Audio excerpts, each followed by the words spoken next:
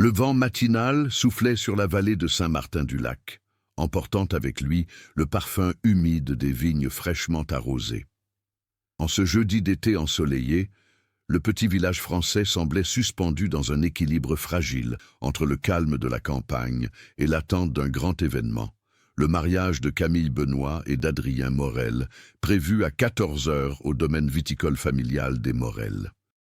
À 11 heures du matin, tandis que les invités arrivaient dans une ambiance joyeuse et animée, un silence pesant vint rompre le rythme de la journée. Dans le salon où la mariée se préparait, la douce atmosphère fut soudainement perturbée par une absence discrète mais troublante.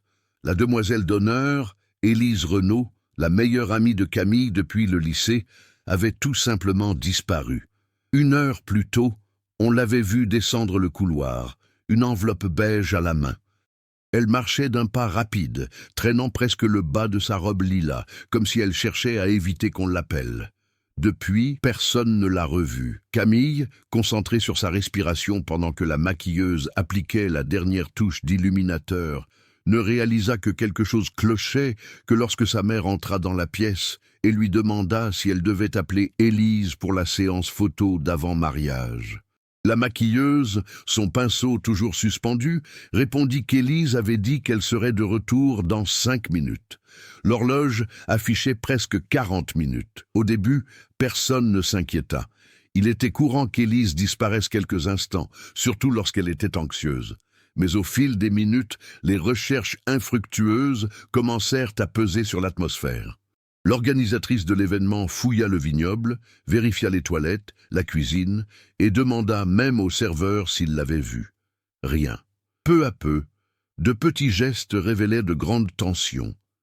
Camille, s'efforçant de garder son calme, ouvrait et fermait la porte du couloir à plusieurs reprises, comme si chaque mouvement pouvait attirer son ami comme un aimant.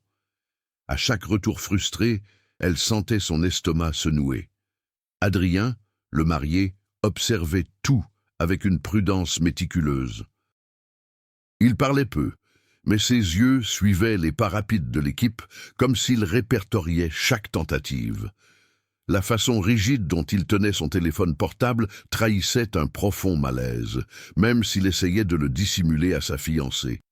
Il avait envoyé des messages à Élise, tous restés sans réponse.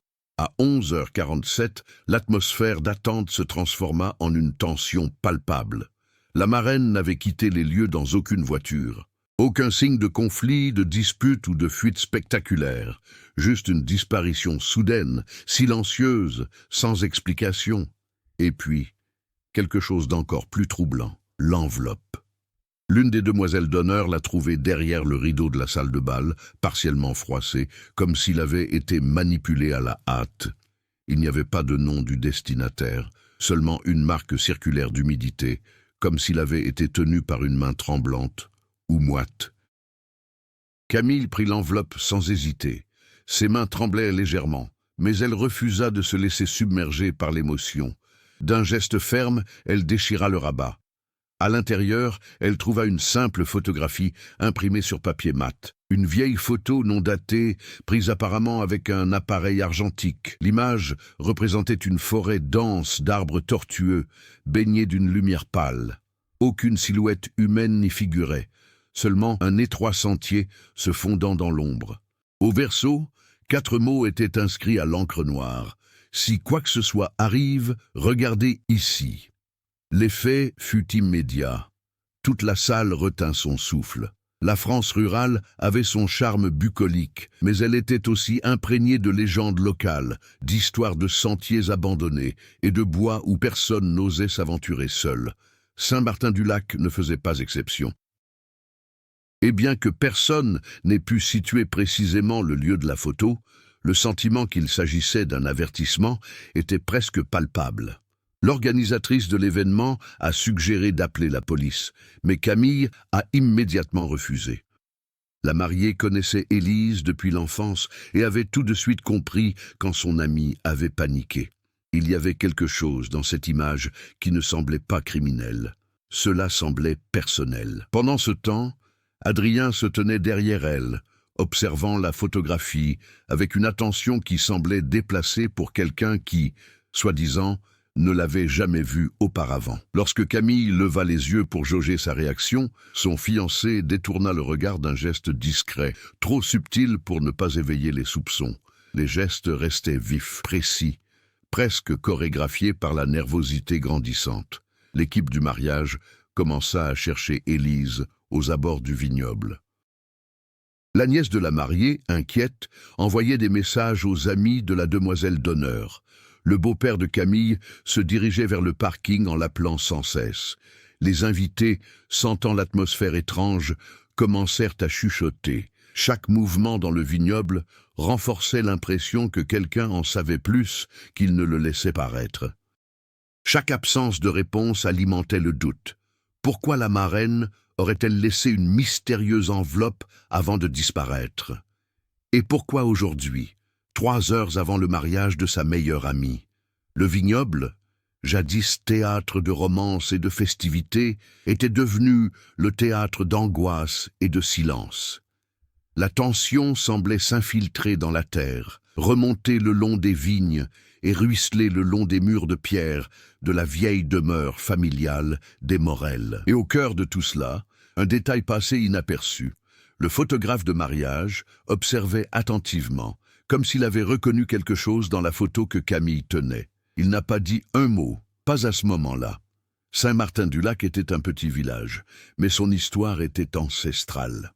La région, réputée pour ses collines verdoyantes et ses vignobles familiaux, perpétuait des traditions qui se transmettaient de génération en génération. La famille Morel, hôte du mariage, était l'une des plus anciennes de la vallée. La propriété, vieille de plus de 120 ans, conservait encore des bâtiments d'origine. La maison en pierre aux fenêtres bleues, la grange transformée en salle de réception et l'étroit sentier menant au belvédère où les touristes avaient coutume d'immortaliser le coucher du soleil. Mais c'est dans les détails que le décor révélait le mieux les personnages. Le vignoble Morel était réputé pour ses vins élaborés selon des méthodes ancestrales, et Adrien avait grandi sous la pression de perpétuer la tradition familiale. Son comportement réservé et méthodique reflétait cette responsabilité. En parcourant le domaine, il saluait employés et invités avec une précision quasi mécanique, comme si chaque geste avait été répété à l'avance pour éviter la moindre erreur en ce jour si important. Camille, quant à elle, était issue d'une famille plus modeste de la région voisine de la Ferté-Clairefontaine. Professeure de lettres, elle était d'un naturel observateur, mais ce jour-là, elle peinait à concilier son tumulte intérieur et l'image de calme qu'elle s'efforçait de projeter. Malgré la nervosité causée par la disparition de son amie, elle tenait à poursuivre le déroulement de l'événement. Elle semblait croire qu'en continuant d'avancer, elle éviterait d'être submergée par la peur. Élise, dont l'absence est désormais inquiétante, entretenait une relation complexe avec le village. Née là, mais s'y sentant toujours à part, elle rêvait de devenir photographe depuis l'adolescence. Sensible, impulsive, pleine de contrastes, elle était précisément pour cette raison si proche de Camille. Leur amitié avait résisté à des études différentes, des emplois précaires, une certaine distance affective, et même à de petits conflits jamais vraiment expliqués. Et c'est peut-être ce manque de réponse qui planait désormais sur sa disparition. Le photographe de mariage, Mathis Delacour, était un nouveau venu dans le village.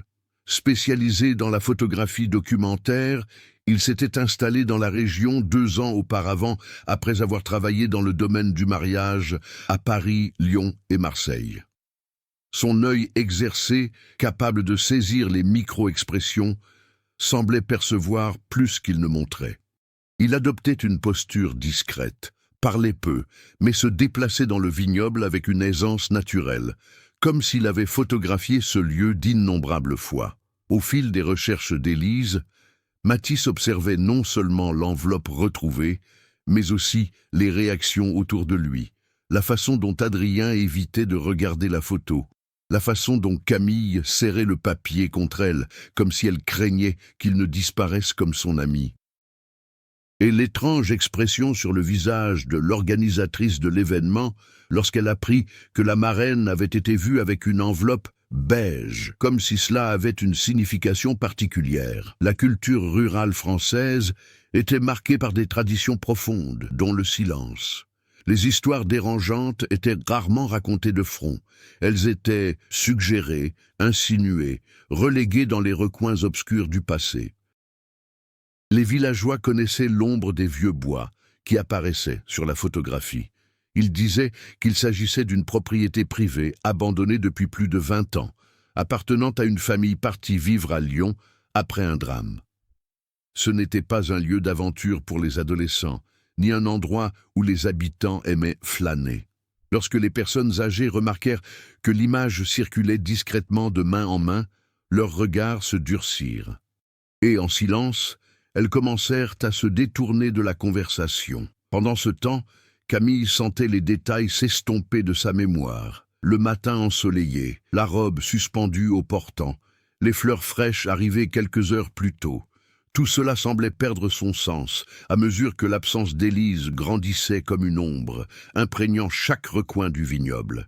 Intérieurement, Adrien semblait tiraillé. Il s'efforçait de garder l'attitude d'un marié attentif, mais la raideur de ses épaules trahissait une autre réalité, un mélange de suspicion et de malaise. Il évitait de dire ce qu'il pensait, peut-être par crainte d'accroître l'inquiétude de sa fiancée. Mais il y avait quelque chose de plus profond, un silence pesant, comme s'il dissimulait des informations qu'il ne savait comment exprimer. Et Matisse, toujours observateur, semblait faire des liens que personne d'autre n'avait remarqués.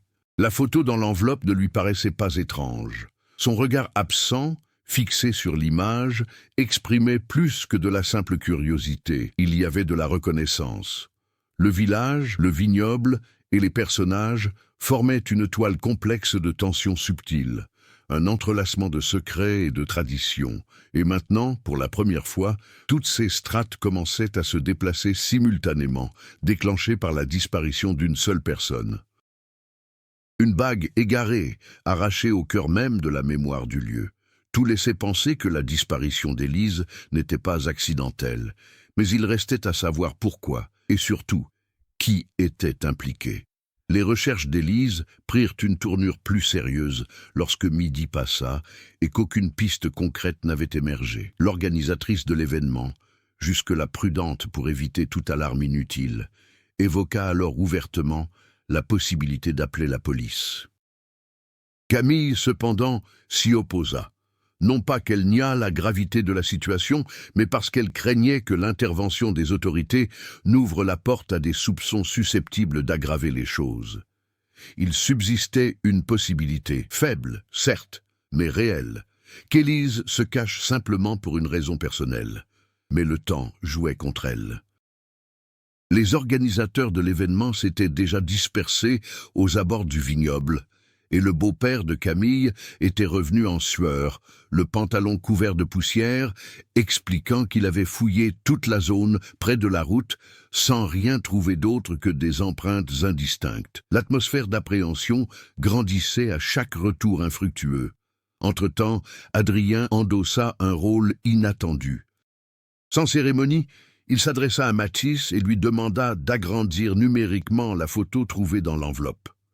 La requête semblait pratique, mais la façon dont le futur marié observait chaque détail laissait deviner une intention plus profonde.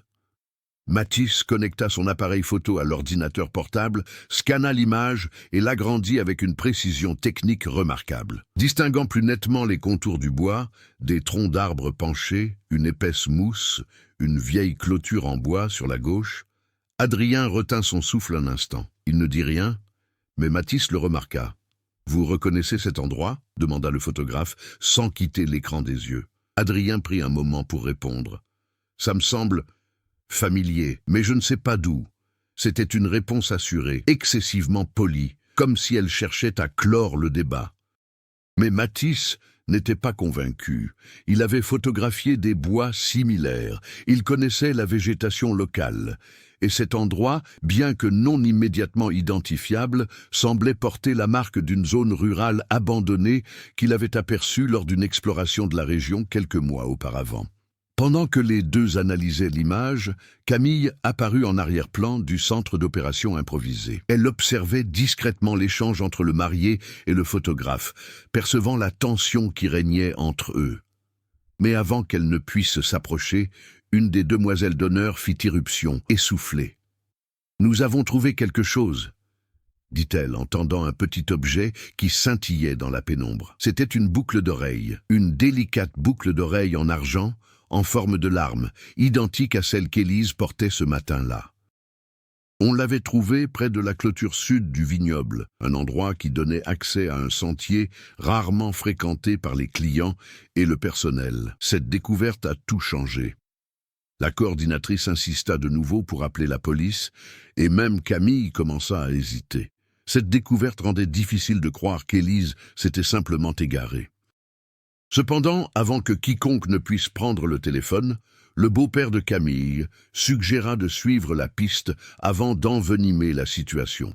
« Si on appelle la police et que c'est une fausse alerte, ça va gâcher le mariage », a-t-il argumenté d'un ton pragmatique, typique des habitants de longue date. « Vérifions d'abord. » Le sentier était étroit et accidenté, bordé de buissons et de hautes herbes. Le petit groupe qui décida d'explorer les lieux se composait de Camille, Adrien, le beau-père et Mathis, qui proposa son aide en prétendant bien connaître la région grâce à ses explorations photographiques. Les demoiselles d'honneur restèrent sur place pour suivre l'évolution de la situation. Dès que le groupe s'engagea sur le sentier, le monde sembla se refermer sur eux. L'air devint plus humide, mais aussi plus lourd, comme si la végétation absorbait les sons. Leurs pas étaient étouffés par la terre meuble. Camille appelait son ami de temps à autre, mais sa propre voix semblait engloutie par les arbres. Après avoir marché quelques minutes, Mathis s'avança, attentif aux motifs du paysage. Puis, il s'arrêta brusquement. « Là !» dit-il en montrant des marques au sol, des branches cassées, des empreintes de pas récentes, une légère trace de traînée. Tout indiquait que quelqu'un était passé par là il n'y a pas longtemps. Camille sentit son cœur s'emballer. Le beau-père se pencha pour l'examiner. On dirait qu'elle n'est pas partie blessée, mais quelqu'un était là. Le groupe poursuivit sa route jusqu'à une vieille clôture partiellement effondrée. Elle ressemblait à celle de la photo dans l'enveloppe, le bois noirci, la mousse accumulée, l'inclinaison des poteaux. Tout correspondait à l'image agrandie sur l'ordinateur portable. Adrien resta immobile pendant quelques secondes. Mathis a observé cela avec une extrême attention. Au-delà de la clôture s'étendait une zone boisée que peu d'habitants fréquentaient, non par crainte, mais parce qu'il s'agissait d'une propriété privée, ou du moins elle l'avait été, avant d'être laissée à l'abandon. L'atmosphère y était différente de celle du reste du village, plus froide, plus dense, plus silencieuse. En franchissant la clôture, ils découvrirent quelque chose d'inattendu, une empreinte de pas incomplète dans la boue, petite, peut-être féminine. À côté, la marque d'un genou, comme si quelqu'un s'était agenouillé là. Elle était là, murmura Camille, sentant son estomac se nouer.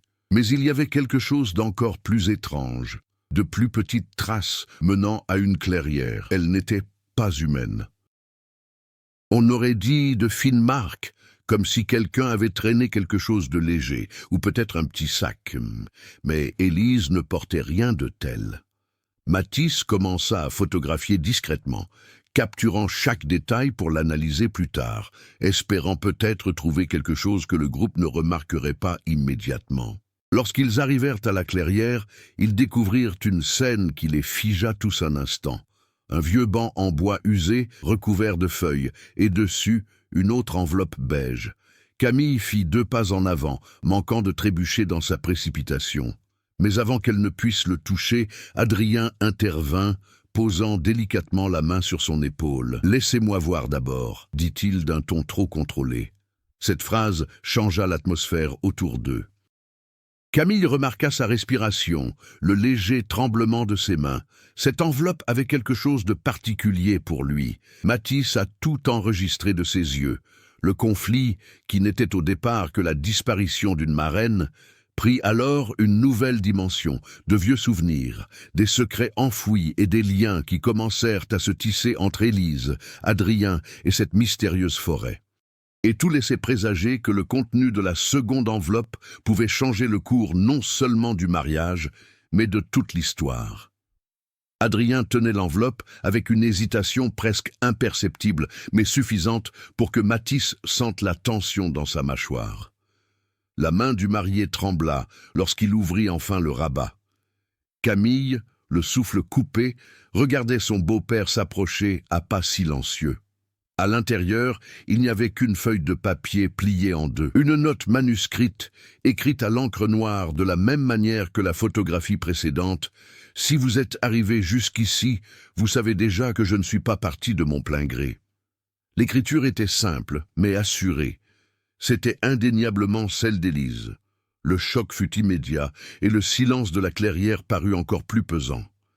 Camille porta ses mains à sa bouche, partagée entre soulagement et panique. Elle était encore en vie, du moins elle l'avait été lorsqu'elle avait écrit cela. Mais la ligne suivante sur le billet a provoqué une nouvelle vague de choc. Vous l'avez déjà vu mentir. La phrase était brève, mais son poids était lourd comme une pierre. Camille regarda Adrien droit dans les yeux. Il garda le visage impassible, mais ses yeux trahissaient un trouble intérieur. Surprise, indignation, et surtout la crainte que toute réaction soit mal interprétée. « Qu'est-ce que ça veut dire ?» demanda Camille, la voix tremblante mais ferme. Adrien ouvrit la bouche pour répondre, mais Mathis l'interrompit doucement. Avant d'aborder les interprétations, il nous faut comprendre pourquoi Élise aurait besoin de laisser des notes au lieu de simplement demander de l'aide. C'était une question qui ouvrait la porte à une intrigue secondaire restée cachée jusque-là, la relation complexe entre Élise et le couple. La tension silencieuse entre Élise et Adrien. Bien que Camille ne l'ait jamais admis ouvertement, une tension latente existait entre Adrien et son ami. Ils ne se disputaient jamais ouvertement, mais une gêne palpable régnait toujours lorsqu'ils se trouvaient au même endroit. Remarques subtiles, regards fuyants, petites disputes sur des broutilles, comme si un conflit non résolu planait entre eux. Mathis, par sa simple observation, semblait percevoir cela d'une manière presque chirurgicale. Elle laissait entendre que quelqu'un avait menti, poursuivit le photographe, analysant chaque détail du mot. Elle n'a pas dit qui, mais elle a écrit de façon très directe. Adrien croisa les bras, tentant de reprendre le contrôle de la situation. Camille, tu sais qu'Élise a tendance à dramatiser. Il pourrait s'agir d'un malentendu.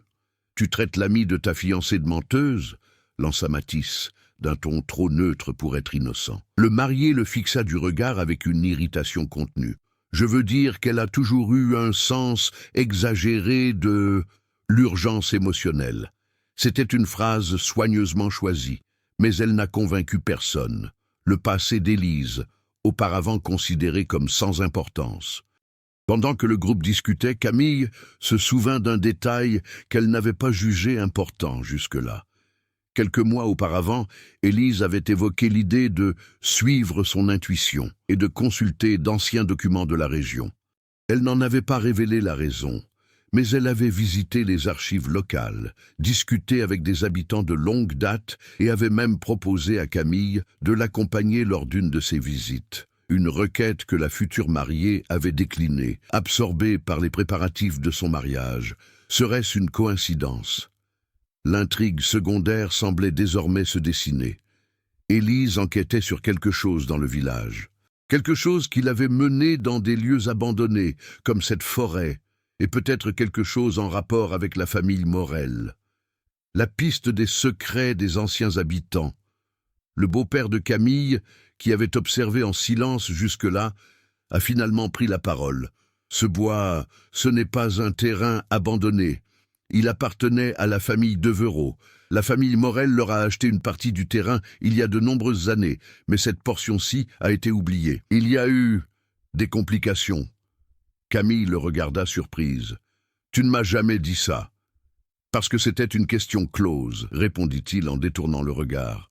« Ou du moins, ça aurait dû l'être. » Matisse, prenant mentalement tout en note, réalisa que les intrigues secondaires commençaient à s'entremêler. Élise enquête sur le passé oublié de la famille Devereux, le lien silencieux entre cette partie des Bois et la famille Morel. Un mot accusant quelqu'un de mensonge. Une demoiselle d'honneur a disparu quelques heures avant le mariage. La pression du temps, le mariage approche. De retour au vignoble, les invités commencèrent à s'inquiéter du retard du couple. La coordinatrice envoya des messages, mais Camille n'osait pas répondre. Le temps pressait. « Il faut qu'on se décide », dit-elle en prenant une profonde inspiration. « Soit on continue sur le sentier, soit on fait demi-tour et on appelle la police. » Adrien a agi de manière impulsive. « On n'appellera pas la police, pas encore. Elle est peut-être dans les parages, et je ne veux pas que ce message soit mal interprété. » C'était une phrase dangereuse que le beau-père a immédiatement comprise. « Mauvais pour qui ?» demanda-t-il. Le silence qui suivit était si tendu que même les oiseaux semblèrent cesser de chanter. Alors Matisse, qui examinait attentivement le sol, éleva la voix. « D'autres indicateurs sont à venir. Petits, mais récents. Si nous les suivons maintenant, nous pourrons rattraper notre retard. » Camille hocha la tête, résolue. « Nous continuons donc, maintenant. » C'est à ce moment-là, alors que le groupe reprenait sa route, que Matisse remarqua quelque chose dans un coin de la clairière. De petits éclats se reflétant sur le sol, des fragments métalliques. Il les glissa discrètement dans sa poche, sans que personne ne le voie. L'intrigue secondaire, qui semblait auparavant secondaire, commençait désormais à prendre de l'importance. Matisse en savait plus qu'il ne le laissait paraître, et à mesure qu'il s'enfonçait dans la forêt, chaque pas faisait se heurter les strates de l'histoire. Secrets anciens, mensonges récents, peurs personnelles et une course contre la montre pour comprendre pourquoi, ce jour-là précisément, Élise avait décidé de révéler ce qui était caché. Nous allons ici révéler le premier tournant majeur de l'histoire. Qu'est-il vraiment arrivé à Élise ? Ce que Matisse a trouvé dans les fragments de métal, la véritable implication d'une personne qui semblait innocente. Le choc qui bouleverse complètement le cours du récit. Le sentier se rétrécissait à mesure que le groupe avançait, les obligeant à progresser en file indienne. L'air y semblait plus lourd, comme si la forêt retenait un souffle lent et ancestral. Camille sentait son cœur battre la chamade. Chaque pas était un mélange d'espoir et de crainte. Elle croyait encore qu'elle retrouverait Élise, peut-être effrayée, perdue, blessée, mais vivante. Matisse la suivait de près, silencieux, attentif à tout. Il gardait la main près de la poche où il avait conservé les fragments métalliques trouvés dans la clairière. Son attitude avait changé. Il n'était plus le photographe curieux, mais quelqu'un porteur d'un savoir troublant. Adrien, en tête, semblait trop déterminé. Sa hâte d'avancer, son regard fuyant sa fiancée, tout chez lui était déplacé. Le beau-père de Camille fermait la marche, observant les changements qui s'opéraient dans les bois. Il connaissait l'endroit mieux qu'il ne voulait l'admettre. Le signe inattendu, le sentier menait à une clairière, où les arbres étaient suffisamment espacés pour laisser passer la lumière. Et là, suspendu à une vieille clôture en bois partiellement recouverte de mousse, se trouvait quelque chose qui figea Camille sur place. Le bouquet d'Élise. Les fleurs étaient sèches et tachées de terre, mais la composition était indubitable. Elle avait elle-même participé au choix de chaque fleur. « On l'a laissé là », murmura Matisse en examinant l'objet avec un professionnalisme déconcertant pour un simple photographe. Il n'a pas été perdu. Adrien recula de 2 pas, déconcerté. Ça n'a aucun sens. Pourquoi aurait-elle semé des indices ? Matisse répondit sans le quitter des yeux. Peut-être ne cherchait-elle pas à laisser des indices. Peut-être essayait-elle d'empêcher qu'on la retrouve trop vite. La phrase planait dans l'air comme une accusation voilée. Première révélation, les fragments métalliques. Camille se tourna vers Matisse, réalisant qu'il cachait quelque chose depuis la clairière. « Matisse, qu'as-tu trouvé tout à l'heure » Il hésita. Pour la première fois, le photographe sembla véritablement mal à l'aise. Mais il prit alors une profonde inspiration et sortit les petits fragments de sa poche. Il s'agissait de pièces métalliques incurvées, certaines portant des marques d'impact, d'autres tordus, mais toujours reconnaissables. Le beau-père de Camille plissa les yeux. Il s'agit de munitions déformées. Camille sentit le sol se dérober sous ses pieds. « Vous voulez dire que quelqu'un lui a tiré dessus ?»« Pas forcément, » répondit Mathis, trop absorbé par ses connaissances techniques pour le moment. « Ce sont des fragments de vieilles capsules, très vieilles, mais elles ont été mises au jour, récemment. » Il leva les yeux et fixa Adrien du regard. « On y a touché. On fouille cet endroit depuis quelques mois. Et savez-vous qui a fait des recherches sur le passé de la famille Devereux ? Élise. » Adrien pâlit, mais l'indignation ne tarda pas à venir. « Alors qu'insinuez-vous maintenant qu'elle a trouvé de vieilles munitions et que c'est pertinent? C'est ridicule. » Mathis n'a pas reculé. Ce n'est pas absurde quand on sait que la famille Devereux a été mêlée à un scandale lié à des armes de chasse et à une disparition non élucidée. Et ce n'est pas absurde non plus quand on sait que la seule personne qui avait un intérêt à l'empêcher de découvrir quelque chose était très proche d'elle. Camille fixa son fiancé, incrédule. La photo inédite Mathis, comme pour assécher la pièce, sortit ensuite son téléphone portable de sa poche. « Je ne l'ai pas encore montré parce que je voulais d'abord vérifier quelque chose. » Il tourna l'écran vers Camille. La photo datait de plusieurs mois. Un cliché pris à titre d'essai lors d'une séance photo avant le mariage. Élise apparaissait en arrière-plan, floue, et devant elle, partiellement caché derrière une porte vitrée, Adrien. Son visage était sérieux, rien à voir avec le sourire figé des photos de couple parfaites. Et Élise, elle le regardait avec une peur transparente. Camille recula d'un pas, comme si elle avait reçu un coup. Adrien s'avança désespérément. « Camille, ce n'est pas ce que tu crois. J'étais inquiète pour toi. Elle te mettait des idées absurdes en tête. Elle disait des choses fausses. »« Quoi donc ?» demanda Camille d'une voix rauque. Le silence d'Adrien était la réponse la plus éloquente qui soit.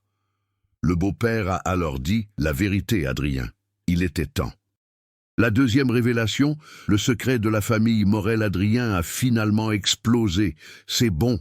Elle a découvert l'histoire de ce vieux procès avec mon père, l'enquête classée sans suite. Tout ça aurait dû rester caché, Camille. Je voulais juste te protéger, protéger notre mariage. Me protéger de quoi ? Cria-t-elle. Le marié avait les yeux rouges. Des secrets qui ne changent rien. Mon père était lié aux Devereux, oui. Il chassait dans ce coin-là, oui, et il y a eu un accident. Mais ce n'était pas un meurtrier. Et je ne voulais pas que cela vous ternisse, ni ma famille, ni nous. Camille porta ses mains à sa tête. Avez-vous eu une dispute avec Élise le jour de sa disparition ? Adrien n'a pas répondu. Mathis a conclu. Il ne s'est pas contenté de discuter. Il l'a suivi jusqu'ici. Le rebondissement. La véritable raison de la disparition. Le photographe sortit alors un autre objet de la poche intérieure de sa veste. Un bracelet délicat en argent. Elle était accrochée à une branche non loin d'ici. Camille, tu sais à qui elle appartient. La mariée effleura l'objet du bout des doigts, tremblante. Elle appartient à Élise, mais elle ne l'a jamais enlevée pour rien au monde. Mathis conclut avec le calme de quelqu'un qui a trouvé la réponse depuis longtemps. Elle fuyait. Pas les bois. Quelqu'un. Il regarda Adrien droit dans les yeux, et elle laissa délibérément ce bracelet attaché à son bras, comme si elle s'y était agrippée pour se libérer de quelqu'un qui la retenait. Adrien devint encore plus pâle qu'avant. Camille avait l'impression que le monde se rétrécissait, que tout s'éloignait, à l'exception d'une seule conclusion. Élise n'a pas disparu. Elle a été persécutée, et la forêt silencieuse semblait confirmer que ce n'était que le début. Le silence qui suivit l'accusation planait comme un brouillard épais et suffocant. Camille sentait les battements de son cœur résonner dans ses oreilles, chacun plus fort que le précédent. Le monde semblait se rétrécir autour d'elle, ne laissant que 3 points fixes. Mathis tenant le bracelet, son beau-père, observant la scène d'un regard calculateur, et Adrien, son fiancé, maintenant pâle, et les yeux écarquillés, comme ceux d'un animal acculé. tenta de commencer Adrien, mais sa voix le trahit, il déglutit difficilement. Il faut que tu comprennes, je n'ai poursuivi personne. J'ai juste essayé de lui parler, c'est tout. Elle était hors d'elle. Elle a menacé d'annuler le mariage. Mettre fin au mariage en disant la vérité, rétorqua Mathis. Ou parce que tu savais quelque chose que tu as essayé de cacher? Elle déformait tout, s'écria Adrien. Elle inventait des histoires, que mon père avait tué quelqu'un dans les bois, que la famille Devreau avait tout étouffé, que les Morel étaient... C'était quoi les Morel? Interrompit Camille, avec une froideur qu'elle-même ne reconnaissait pas. Le marié passa ses mains dans ses cheveux, désespéré. Ça n'a plus d'importance. Je voulais juste que vous soyez tous les deux en sécurité. Mathis émit un son ironique. Tu as une drôle de façon de protéger les gens, Adrien. Camille prit une profonde inspiration. Vous vous êtes disputé avec elle dans la forêt? Adrien resta silencieux. Avoue-le, a-t-elle exigé. Le marié a finalement explosé. Oui, je me suis défendu. Elle m'a provoqué. Elle a dit qu'elle allait tout te révéler, que tu ne méritais pas de vivre dans le mensonge. Et quand j'ai essayé de l'empêcher de s'enfuir comme une folle, elle m'a poussé. Camille recula d'un pas. Et vous, qu'avez-vous fait? Rien, répondit-il rapidement, trop rapidement. Elle a couru dans les bois et moi, je la cherchais mais elle a disparu. Mathis plissa les yeux. Et vous avez jugé prudent de ne le dire à personne, pas même à Camille, pas même à la police? J'allais te le dire, murmura Adrien. Mais le lendemain, le jour du mariage, j'ai pensé qu'elle avait peut-être fugué. Elle traversait des crises, elle avait déjà disparu auparavant. Jamais pendant 3 heures le jour du mariage de ma meilleure amie, a déclaré Camille, la voix brisée, le son qui change tout. Soudain, un craquement sec résonna au loin. Tout le monde se tourna instantanément vers le bruit. Mathis leva la main pour leur demander de rester immobile. Le beau-père de Camille fronça les sourcils. Ce n'était pas un animal, c'était du bois qui cassait, lourd, quelqu'un de grand. Camille sentit un frisson froid lui parcourir l'échine. « Et serait-ce elle, murmura-t-il, ou quelqu'un qui nous suit, murmura Mathis. Encore une photo. Plus près maintenant. Adrien recula de 2 pas, visiblement terrifié. Mathis s'approcha de Camille, se positionnant légèrement en avant d'elle, comme prêt à intervenir si quelque chose surgissait des arbres. « Ne vous approchez pas du sentier principal », conseilla le beau-père, avec une assurance qui surprit les autres. « Il y a des chemins secondaires ici, presque invisibles. J'en connais quelques-uns. » Camille se tourna vers lui, perplexe. « Comment vous connaissez-vous » Il hésita. « J'ai travaillé pendant des années à l'inventaire des propriétés de la région. J'ai visité ces bois lors des négociations avec la famille Morel. Tout n'a pas été divulgué à l'époque, c'était trop étrange. Mais il n'y avait pas le temps de se poser des questions. Une rencontre inattendue. Du milieu de la végétation, une silhouette stupéfiante émergea. Camille posa sa main sur sa poitrine. « Élise !» Un instant, le monde sembla s'arrêter. La robe bleu clair, sale, déchirée à l'ourlet, les cheveux hâtivement attachés, le visage griffé. Mais dès que la silhouette s'est approchée, l'espoir s'est brisé. Ce n'était pas Élise. C'était une femme âgée, maigre, aux yeux cernés et à la peau marquée par le temps. Ses vêtements étaient en lambeaux, mais son regard était intense, vif et profondément effrayé. Elle considérait ce groupe comme des intrus sur son territoire. « Tu ne devrais pas être ici, murmura-t-il d'une voix rauque. Ils sont toujours à la recherche. »« Qui sont ils » demanda Mathis avec prudence. La femme ne répondit pas. Au lieu de cela, elle s'approcha lentement de Camille.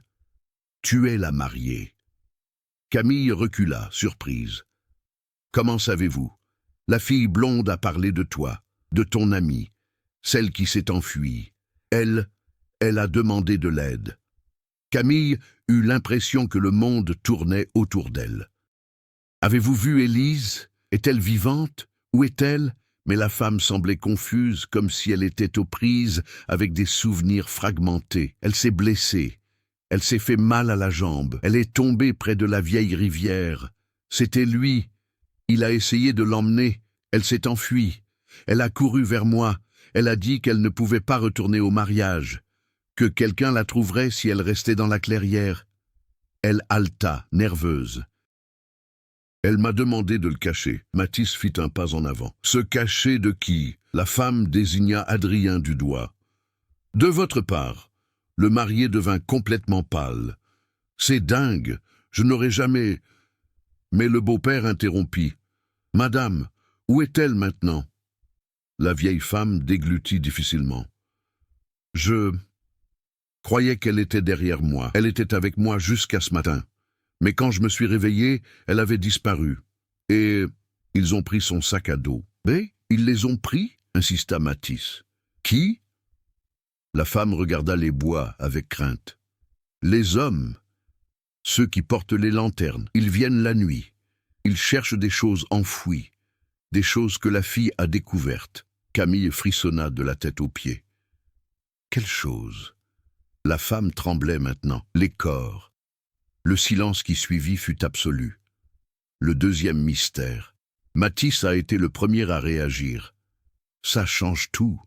S'il y a d'autres personnes impliquées, alors la disparition d'Élise ne concerne pas seulement Adrien. C'est bien plus vaste. Le beau-père hocha lentement la tête. Les archives de la famille Devreau ont été scellées il y a des décennies. Litiges fonciers, conflits, décès, autant d'affaires restées sans réponse. Si quelqu'un a entrepris des recherches pour exhumer ses secrets, ce n'est pas un hasard si Élise s'y est également attelée. Camille, prise de panique, a saisi le bras de Mathis. Alors, mon fiancé m'a menti. Ma meilleure amie est en fuite. Il y a des corps dans les bois et quelqu'un l'a enlevé aujourd'hui, à l'instant. Pendant qu'on était là, Mathis lui tenait fermement le visage entre ses mains. Camille, on peut encore la retrouver, mais nous devons prendre une décision maintenant. Il regarda son beau-père. Devons-nous poursuivre les hommes aux lanternes ou suivre sa piste? La forêt devint si silencieuse qu'elle sembla retenir son souffle, attendant une réponse. Le vent fendit les arbres comme des lames glacées lorsque Camille prit la décision que personne n'attendait. « Suivons sa trace », dit-il avec une fermeté inattendue. Mathis hésita. Cela signifie relâcher les hommes lanternes. Si ce sont eux qui l'ont enlevé, ils ne l'ont pas emmené, interrompit Camille. La vieille dame a dit qu'ils sont venus plus tard. Élise s'est enfuie la première. Elle est seule, blessée, effrayée, et elle m'a fait confiance toute sa vie. Maintenant, je vais lui faire confiance. Le beau-père observait sa belle-fille avec un respect silencieux. Dans ce cas, j'irai de l'avant. Je sais quels sentiers mènent à l'ancienne rivière. Adrien ouvrit la bouche, mais aucun mot ne sortit. Il semblait plus petit, comme ratatiné par sa propre culpabilité. Camille évita de le regarder, non par mépris, mais parce qu'elle ne pouvait se permettre de s'effondrer. Pas maintenant. Mathis mit le sac à dos sur ses épaules. Alors allons-y, avant que le sentier ne se refroidisse. Un chemin qui exige plus que du courage. La forêt dense semblait s'animer à mesure qu'ils avançaient, les branches frôlant leurs visages et leurs chevilles, comme pour les arrêter. Camille sentait son cœur battre la chamade, mais elle garda un rythme régulier. Le sol était jonché de feuilles humides et d'empreintes presque imperceptibles, que Mathis et son beau-père parvenaient à déchiffrer avec une précision qu'elle ne pourrait jamais égaler. À un moment donné, ils ont trouvé un morceau de tissu bleu attaché à une branche. Camille l'a reconnu immédiatement. C'était à partir de l'ourlet de la robe qu'Élise portait au mariage, la même que Camille avait choisie avec elle des mois auparavant. En riant et en imaginant comment elles prendraient des photos incroyables ensemble lors de cette journée parfaite qui n'a jamais eu lieu. Elle ferma les yeux un instant, prit une profonde inspiration et mit le chiffon dans sa poche. « Elle est passée par ici il y a quelques heures », a déclaré Mathis. « Il fait encore frais. Elle était pressée. »« Et elle boite », ajouta le beau-père en montrant d'autres marques espacées sur le sol. Elle s'est appuyée contre un tronc d'arbre. Sa jambe blessée s'aggrave. Camille déglutit difficilement. Il nous faut donc être plus rapide. Quand le corps flanche, l'esprit doit prendre le relais. Le sentier se rétrécit. L'air était imprégné d'une odeur de terre humide et de feuilles mortes. Le silence, jadis inquiétant, semblait désormais devenir un allié. Chaque bruit rompait le calme, les alertant du moindre événement inhabituel. Camille a trébuché sur une haute racine et est tombée à genoux. Une douleur fulgurante lui a parcouru la jambe, mais elle s'est relevée avant que quiconque puisse lui venir en aide. « Je ne veux pas qu'il s'arrête pour moi », a-t-il déclaré. Mathis s'approcha avec prudence. « Camille, tu as besoin de... Je dois la retrouver », l'interrompit-elle en prenant une profonde inspiration. « Je peux m'en occuper. » Son beau-père la regarda pendant quelques secondes. « Tu as toujours enduré plus que tu ne le laissais paraître. Ta mère disait toujours ça. » Cette phrase la frappa comme une vague inattendue. Cela faisait des années qu'il n'avait pas parlé de sa mère d'une manière aussi humaine. Camille détourna le regard. Ce n'était pas le moment de se replonger dans de vieux souvenirs, le point de rupture et le point de décision. Rejoindre la rive fut à la fois un soulagement et une source d'inquiétude. Le courant était faible, laissant apparaître des rochers glissants et des troncs d'arbres tombés. Des traces de frottement étaient clairement visibles, comme si quelqu'un avait glissé, s'était rattrapé et s'était relevé. « Elle est passée par ici », a déclaré Mathis, « mais elle n'a pas traversé la rivière. Il n'y a aucune trace de l'autre côté. Puis elle a longé la rive, a dit Camille, à la recherche d'un abri. Un autre vêtement a été retrouvé, une bande de tissu déchirée provenant du sac à dos d'Élise. Plus loin, des gouttes de sang. Camille sentit son estomac se nouer, mais elle ne détourna pas le regard. « Elle est blessée », murmura-t-il, « et elle perd du sang. » Le beau-père se pencha, examinant le sol avec une précision quasi professionnelle. « Il y a 2 séries d'empreintes ici, » dit-il d'une voix plus grave. Une légère, la sienne, et une autre, plus grande. Camille se figea. Mathis s'approcha. « Quelqu'un l'a trouvée avant nous. Ça n'a pas l'air d'une lutte, » dit le beau-père. « Leurs pas sont rapides, mais pas chaotiques. Ils ne la traînaient pas. Elle suivait le rythme, ou être guidée, » conclut Mathis. Camille prit une profonde inspiration. Elle ne s'enfuit donc pas de tout, seulement quelqu'un est, il a fait confiance à quelqu'un d'autre. Cela, pour une raison inconnue, la réconforta. Surmonter les difficultés exige des choix difficiles. Plus loin, la rivière creusait une petite gorge entre les rochers. Là, ils découvrirent quelque chose qui immobilisa tout le groupe. Un feu de camp, éteint mais encore chaud, et 2 tasses en métal. Camille en toucha un du bout des doigts. Il était chaud. « Ils étaient ici il y a quelques instants », a-t-il déclaré, très récemment. Mathis examina les environs. Des sentiers montent la pente. Il l'a emmené sur les hauteurs. Terrain difficile. Si sa jambe est gravement blessée... « Je monte », dit aussitôt Camille. « Camille, c'est raide », l'avertit son beau-père. « Et dangereux. Voilà où elle est, et voilà où je vais. » Mathis l'analysa un instant. « D'accord. Mais allons-y doucement. La colline pourrait s'effondrer. » L'ascension exigea de Camille plus qu'elle ne l'avait imaginé. Les pierres glissaient sous ses bottes, ses muscles la brûlaient, sa respiration devint irrégulière. À 2 reprises, elle glissa, et Mathis la retint par le poignet avant qu'elle ne tombe. « Tu n'es pas obligé de faire ça seule, » a-t-il dit. « Je ne suis pas seule, » répondit-elle essoufflée. « Plus maintenant. » Il esquissa un sourire. « C'est vrai. » Cette phrase la réchauffa intérieurement, un détail inattendu au milieu de la tension croissante. Au sommet, une révélation qui change tout. Lorsqu'ils atteignirent enfin le plateau, le paysage se déploya devant eux. De grands arbres, une étroite clairière, et à l'arrière-plan une ancienne structure de pierre, les vestiges d'un abri ou d'un poste de chasse oublié. Et là, des signes évidents de circulation récente, des empreintes de pas, des cendres, une écharpe bleue. Camille courut vers le mouchoir et le porta à son visage. « C'est à elle, je me souviens. Ça appartenait à sa mère. » Mathis s'approcha. « Elle était là il y a moins d'1 heure. » Le beau-père examina le sol, inquiet. « Mais il y a quelque chose d'étrange, » murmura-t-il. « Ces empreintes disparaissent ici. » Camille fronça les sourcils. « Que voulez-vous dire par « ils disparaissent » ?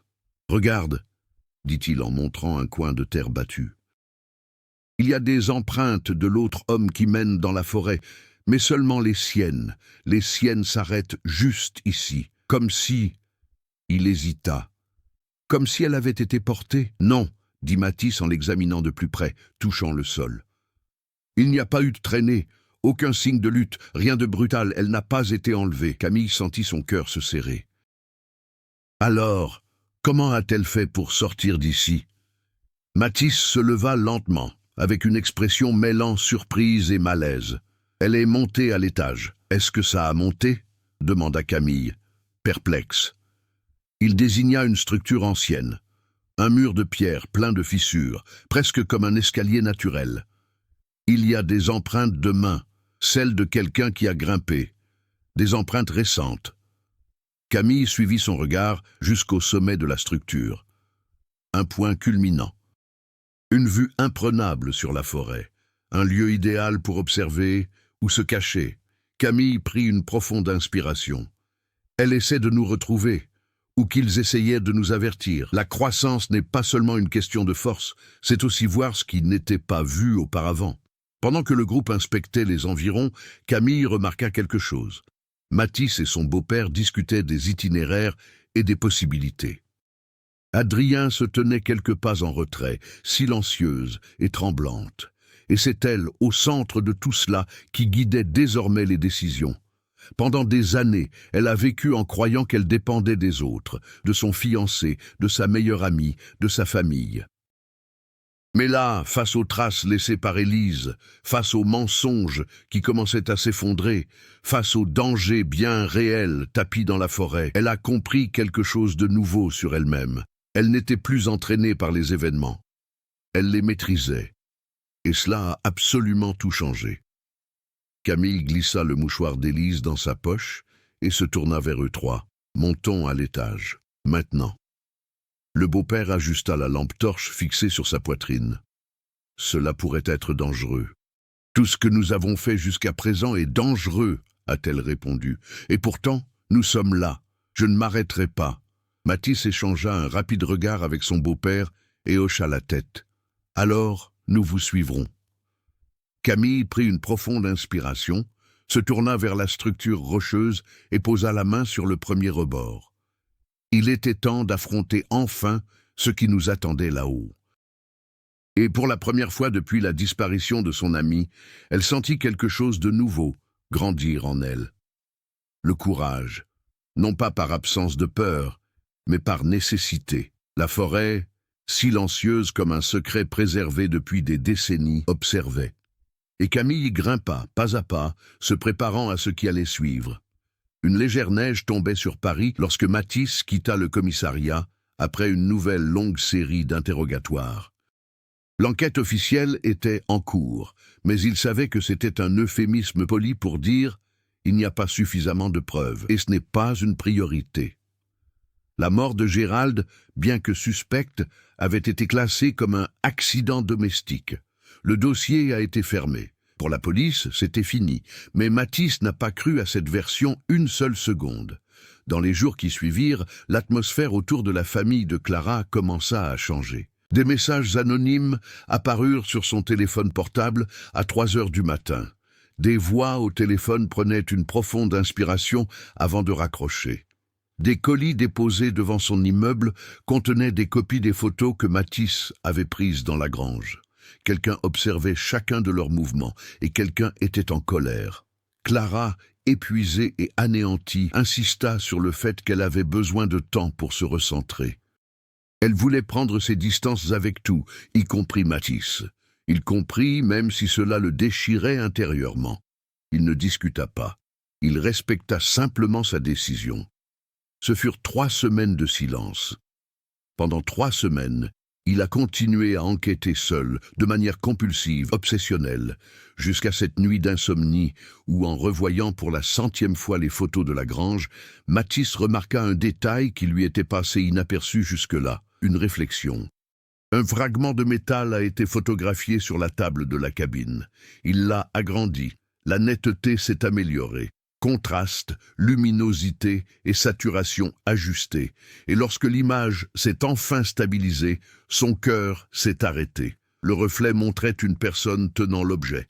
Mais ce n'était pas Gérald, ce n'était pas Élise, il n'était personne de la famille. C'était une femme, grande, mince, portant des gants blancs et une écharpe bleu marine. Et Mathis connaissait ces objets. Car il s'avère qu'elle est exactement cette femme au mariage de Clara. J'ai une longue conversation avec Gérald. Assise à la table d'Élise sur de vieilles photos. Elle passait inaperçue, souriante, comme si elle était une invitée parmi des dizaines d'autres, la marraine d'Élise, Marguerite Delacroix. Elle figurait toujours sur les vieilles photos, mais ne participait jamais aux discussions concernant la disparition. Elle ne donnait jamais son avis. Elle ne se présentait jamais lorsque la police contactait la famille et les amis pour recueillir leurs témoignages. Toujours occupée, en déplacement, en voyage d'affaires, sauf au mariage de Clara où elle réapparut soudainement avant de disparaître le même jour. Mathis sentit un frisson lui parcourir l'échine. Marguerite n'était pas un simple personnage secondaire dans cette histoire. C'était un point fixe, silencieux, constant et caché. Il n'a pas attendu l'aube. Il a enfilé son manteau, a pris son appareil photo et s'est rendu à l'ancienne adresse de la femme, un vieil immeuble près du canal Saint-Martin. L'appartement était vide, porte verrouillée, boîte aux lettres débordant de courriers accumulés. Mais un résident se trouvait dans le couloir, un homme âgé en robe de chambre et pantoufles qui l'observait avec curiosité. « Madame Delacroix » répéta l'homme. « Ah, il est reparti en voyage. Il n'arrête pas de faire des allers-retours. Je ne sais pas comment il fait pour avoir autant d'énergie. » Mathis le remercia et descendit. Et lorsqu'il est arrivé dans la rue, son téléphone portable a vibré. Message provenant d'un numéro inconnu. « Vous êtes plus près que vous ne le pensez. » Un autre message quelques secondes plus tard. « Mais pas assez près. » Et puis, une photo. Clara. Dormir sur le canapé à la maison. La même écharpe bleu marine apparaissait sur le bord de l'image, comme si le photographe était assis juste à côté. Mathis s'est figé. Le monde devint silencieux. Son estomac se retourna. Il courut jusqu'au métro, prit la mauvaise ligne, descendit à la mauvaise station, monta les escaliers désespérément et finit par héler un taxi. Le trajet lui parut interminable. Il tremblait, il transpirait. Il se répétait « Dépêche-toi, dépêche-toi, dépêche-toi ». Lorsqu'elle est arrivée à son immeuble, son cœur battait si fort qu'elle avait du mal à respirer. Il monta les escaliers en courant. Il n'a même pas attendu l'ascenseur. La sonnette a retenti. Il frappa à la porte. Il l'a appelée par son nom. Aucune réponse. Mathis a défoncé la porte. L'appartement était sombre, silencieux, mais intact. Il n'y avait aucun signe de lutte, même pas par effraction, même pas l'écharpe bleu marine. Sur le canapé, cependant, une photo Polaroid était soigneusement posée. Clara dormait, la même photo qu'il avait reçue. Et au verso, écrit à la main, « Ce que vous cherchez n'est pas ce qui s'est réellement passé. » Monsieur, l'écriture était fine, élégante, presque trop délicate pour la froideur des messages. Mais il y avait autre chose, une adresse. Une maison à la campagne, région de Chartres, et une heure précise, 4h15 du matin. Mathis regarda sa montre. Il ne restait que 47 minutes. Il pourrait appeler la police. Mais il savait que, compte tenu des antécédents de panique injustifiée, personne n'agirait à temps. Il y alla donc seul. La route était déserte. Le brouillard semblait vivant. Les phares fendaient l'obscurité en faisceaux irréguliers. Par endroits, il avait l'impression que la nuit elle-même engloutissait la voiture. Lorsqu'il arriva enfin à l'adresse indiquée, il y avait une simple maison en bois sombre, plongée dans l'obscurité. La porte était entr'ouverte. Mathis entra. La maison sentait les bougies, le vieux bois et autre chose, quelque chose de trop sucré, presque écœurant. Au centre de la pièce, un seul objet éclairé par une unique bougie, un vieil appareil photo posé sur un trépied, directement dirigé contre lui. À côté, il y avait une enveloppe. Il l'ouvrit d'une main tremblante. À l'intérieur, une seule phrase. « Maintenant, vous savez pourquoi elle a disparu. » Matisse fronça les sourcils. Elle, Élise? Ou Clara? Le sol craqua derrière lui. Il se retourna. Et puis, il y avait Clara. Mais il y avait quelque chose d'étrange dans son regard. Une lueur intensément froide et distante, comme si ce n'était pas vraiment elle qui était là. Elle sourit. Un sourire qui a duré trop longtemps. « Matisse », dit sa voix, mais il y avait une douceur forcée, comme répétée.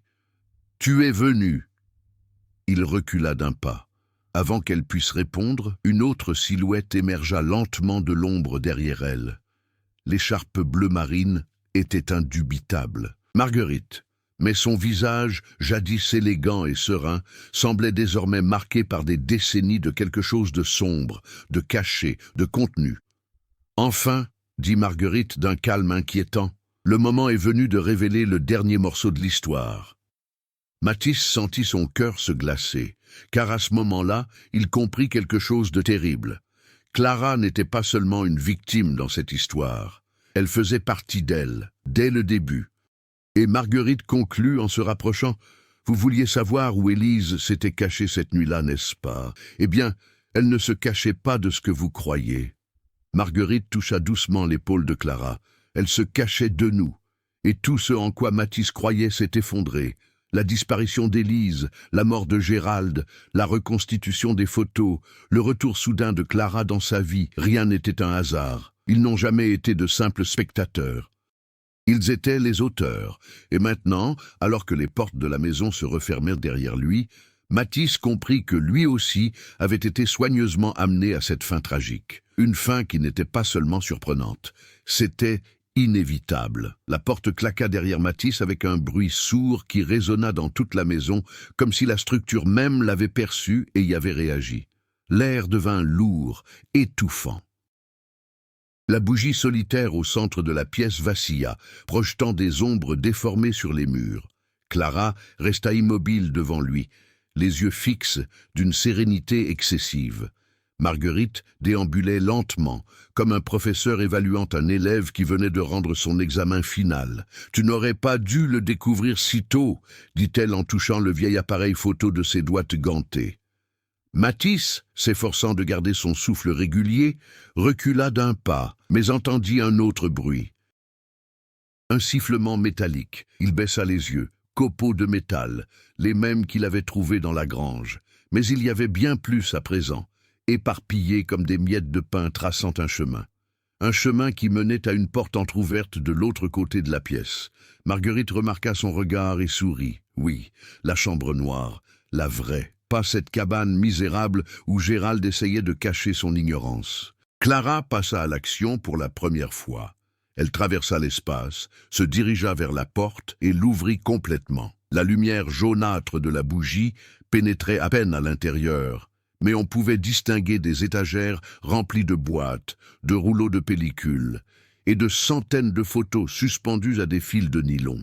La forte odeur de produits chimiques le confirmait. C'était un laboratoire photographique.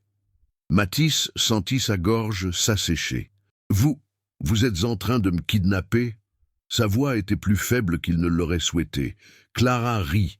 Ce n'était ni un rire de soulagement, ni un rire de moquerie. C'était étrangement mélancolique. « Kidnappeux ?» répéta-t-elle. « Non, Matisse, ils l'ont kidnappé. Elle. Il haletait. Élise. » Marguerite entra dans le laboratoire, alluma une lampe suspendue, et toute la pièce se dévoila. Et puis, Matisse vit. Les photos accrochées au mur représentaient des personnes. Certains qu'il a reconnus, d'autres que je n'avais jamais vus auparavant. Sur chaque photo, le motif était le même. Un visage effrayé, une main levée, tentant de bloquer l'objectif, les yeux grands ouverts. Tout est en noir et blanc. Tous avec la même signature dans le coin inférieur droit, M.D. Marguerite Delacroix. Elle était l'auteur de tout cela. Matisse se tourna vers Clara. Mais cette fois, ce qu'il vit était complètement différent. Dans ses yeux, il y avait de la douleur, une douleur brute et refoulée qui semblait lutter contre quelque chose de plus profond. J'ai essayé de te repousser, Mathis. Sa voix tremblait. Mais tu as insisté. Et quand on insiste trop, elle finit par te voir. Elle, qui... Clara leva le menton vers Marguerite. Elle n'est pas celle que vous croyez, et elle n'est pas qu'une seule personne. Elle est un héritage. Marguerite s'approcha, ses pas lents résonnant sur le parquet. Il y a des choses que tu ne comprends pas, Mathis. Des choses qu'Élise a comprises trop tard. Elle a découvert mes dossiers, mes photos, et elle en a compris le but avant tout le monde. Mathis sentit son cœur battre plus vite. Elle avait peur de toi. Oui, répondit Marguerite sans détourner le regard, et à juste titre. Donc vous... Je ne l'ai pas touchée, l'interrompit-il fermement. Elle s'est cachée, et je l'ai laissée se cacher, pendant 18 ans, pour voir ce qui adviendrait de cette évasion. Mathis ne comprenait pas. Finalement, Clara prit la parole, lentement, comme si chaque mot la transperçait de l'intérieur. « Je suis né de ça, Mathis. » Il s'est figé. « Clara, que dis-tu » Elle prit une profonde inspiration. « À votre avis, quel âge avais-je quand ma sœur a disparu » La question fut posée comme un murmure glacial. Il essaya de réfléchir rapidement. Élise avait 17 ans en 2005. Clara, sur toutes les photos de mariage, avait l'air d'avoir environ 25 ans. Mais ça ne collait pas. « Tu n'as pas 25 ans », murmura-t-il, plus pour lui-même que pour elle. « Tu l'aurais... » Elle a continué pour lui. « 18. C'est impossible. »« Non, ce n'est pas ça. » Elle leva les yeux. « Ma mère me protégeait de la presse, de la ville, de tout le monde. Elle disait que j'étais la petite sœur. C'était plus simple comme ça, plus sûr. » Mathis sentit le sol se dérober sous ses pieds. « Alors, vous êtes la fille d'Élise » Clara baissa la tête. « Oui. » Silence. Un silence si profond qu'il semblait engloutir l'air. Marguerite rompit le silence par un sourire qui vous glaça jusqu'aux os. « Et maintenant, Mathis, tu comprends pourquoi il te fallait en arriver là. »« Pourquoi ?» murmura-t-il. Elle a pointé du doigt la caméra. « Pour consigner le dernier chapitre de l'histoire. » Clara se mit à pleurer, mais ce n'était pas un faible cri. C'était un cri empli de colère, de culpabilité et d'autres choses encore, quelque chose qui avait surgi comme une seconde peau. « Tu as promis, Marguerite, » dit-elle, la voix brisée. « Il m'a promis que je n'aurais pas à le faire. » « Et vous n'aurez pas à le faire, » répondit calmement la femme. « Il le fera pour vous. » Mathis s'est retiré. « Moi ? Faire quoi ?» Marguerite prit l'appareil photo et le pointa vers lui. « Vous terminerez l'œuvre que votre curiosité a entreprise. » Clara releva le visage, des larmes ruisselant sur ses joues, mais il y avait une étrange lueur dans ses yeux, comme si elle était déchirée entre deux versions d'elle-même. « Je suis désolé, Mathis. »« Clara, de quoi parles-tu » Elle fit un pas en avant, puis un autre. Et puis, de la voix la plus douce qu'il ait jamais entendue, elle ajouta « Vous êtes venu ici pour trouver la vérité. Mais la vérité allait finir par te rattraper. » Mathis n'a pas eu le temps de réagir. La lumière a explosé. Le clic de l'appareil photo résonna, et la pièce entière se dissipa dans un éclair blanc. Si l'histoire de Mathis, Clara et Élise vous a touché, n'hésitez pas à la partager. Ces récits survivent lorsqu'ils trouvent de nouvelles voix. Celles qui les commentent, les interprètent, les discutent et les approfondissent. Chaque lecteur perçoit une version différente de la vérité, et peut-être la vôtre pourra-t-elle éclairer un détail resté caché. Parlez de ce qui vous a le plus marqué, de ce qui vous a surpris, de ce qui, selon vous, s'est réellement passé lors de ce dernier instant. L'histoire se poursuit à l'intérieur du lecteur.